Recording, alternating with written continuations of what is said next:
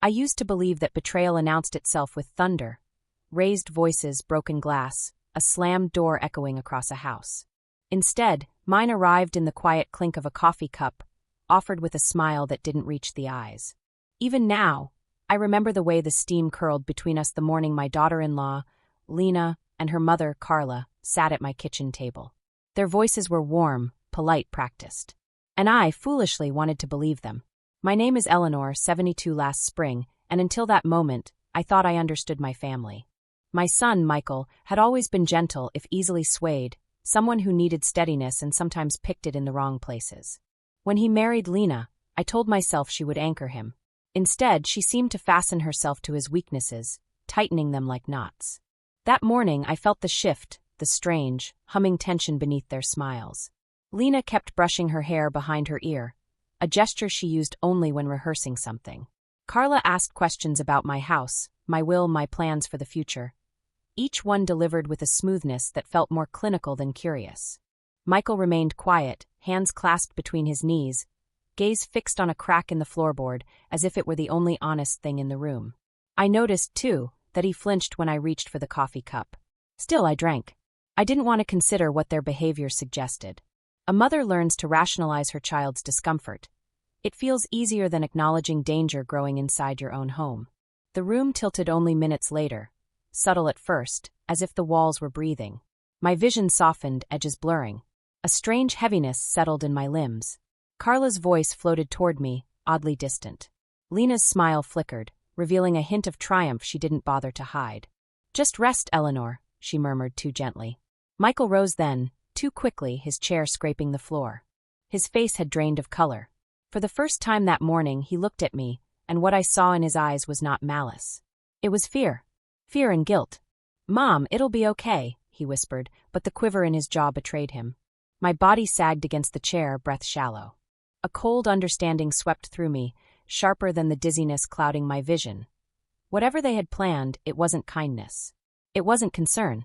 It was something far darker, and somehow Michael, my quiet, hesitant, once tender boy, was part of it. As the world dimmed around me, I clung to the last clear thought I had. They are not here to help me. They are here to take something from me. The fear that followed was swift and profound, a rushing current I couldn't swim against. And as my consciousness slipped, I realized the coffee cup, still warm on the table, was the beginning of something I never imagined possible. Something I would have to survive to fully understand. When I woke again, it wasn't to the familiar creak of my kitchen or the scent of desert rain drifting through my windows. Instead, I opened my eyes to a cramped back seat, sunlight stabbing through the dusty glass, and the muffled hum of a car engine pushing us farther and farther from anything I recognized. My head throbbed, my tongue felt thick, and every muscle in my body resisted my attempts to move. Voices floated from the front, Lena's sharp, impatient tone cutting through the haze, Carla's answering mutter cold and deliberate. "Just keep driving," Lena snapped. "We're almost there." There. I didn't know what there meant yet, but the dread curling through my chest told me it wasn't safety. Michael was behind the wheel, shoulders hunched, fingers strangling the steering wheel. He kept blinking too quickly, like someone trying to erase a decision he couldn't reverse. Even drugged and disoriented, I saw the tremor in his hands. I felt his fear. But fear wasn't innocence, not this time. I tried to speak, but my voice came out broken, a dry, useless rasp. Carla shifted in her seat and glanced back at me. Her expression, flat, almost bored, made something inside me sink. She didn't see me as a person anymore. She saw an obstacle. "We had no choice," she said, though she wasn't talking to me. "She'll never sign anything willingly." Michael swallowed hard. "She's my mother. And this is your future," Lena hissed. "You want the house or not?" The truth slid into place with sickening clarity. They weren't after reconciliation, understanding, or even distance. They were after the only thing I had of value, my home. My vision swam, but my thoughts sharpened in a single, piercing line. They think I won't survive whatever they've planned. The car jerked to a stop not long after. The doors opened and heat slammed into me, heavy and merciless. Someone pulled me forward until my feet met sand, endless, unforgiving sand stretching in every direction. Lena stepped back, scanning the barren horizon with a satisfied nod. "No one comes out here," she said. "By the time anyone does." She didn't finish. She didn't need to. Michael stood beside her, arms at his sides, Face twisted with conflict, he was too weak to fight. When I reached for him, not in hope but in instinct, he flinched, then looked away. "Mom, I'm sorry," he whispered, and the apology sounded like it was tearing out pieces of him on its way out. The car door slammed. The engine roared. Dust lifted around me like a veil as they drove off, shrinking into heat and distance until they were nothing but a blur. I was alone, drugged, disoriented, and left to die. But as the last trace of the car disappeared, a slow, fierce clarity settled over me. If they believed this was the end of my story, they had underestimated the woman they tried to erase. And I intended to prove them wrong. The desert greeted me with a silence so absolute it felt alive, a vast, indifferent witness to my abandonment. My legs trembled beneath me, still heavy with the remnants of whatever they had slipped into my drink. Every step demanded effort, as though the ground itself resisted my survival. Yet standing still meant surrender, and I refused to give Lena and Carla the satisfaction of imagining me collapsing quietly beneath the sun. I steadied myself with slow breaths, forcing my vision to settle. My throat burned, each swallow sharp as sand. The horizon shimmered, blurred by heat, but I searched it anyway, hoping for the impossible, a road, a roof, a hint of human life. Nothing answered my desperation. As I staggered forward, Michael's final words echoed in my mind, broken, conflicted, useless. "I'm sorry." He had said it like someone confessing too late, a man crushed beneath the weight of his own cowardice.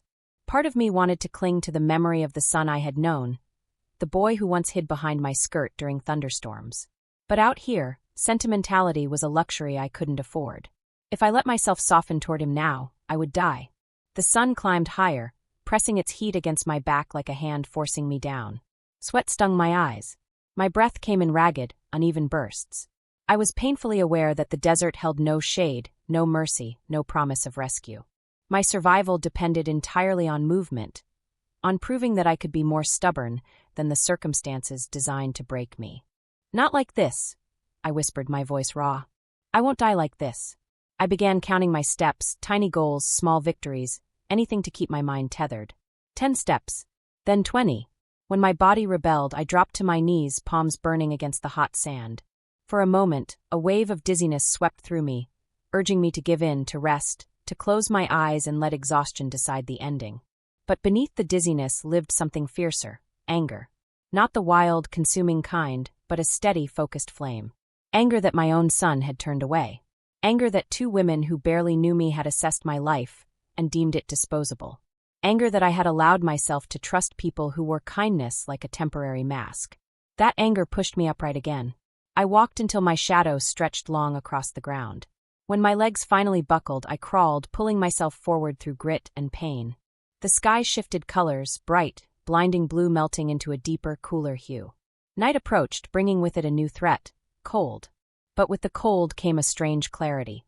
If I could survive the day, I could survive the night. If I could survive the night, I could find morning. And morning meant possibility. I pressed my hand to the ground, feeling its fading warmth, and made myself a quiet promise. This is not where my story ends.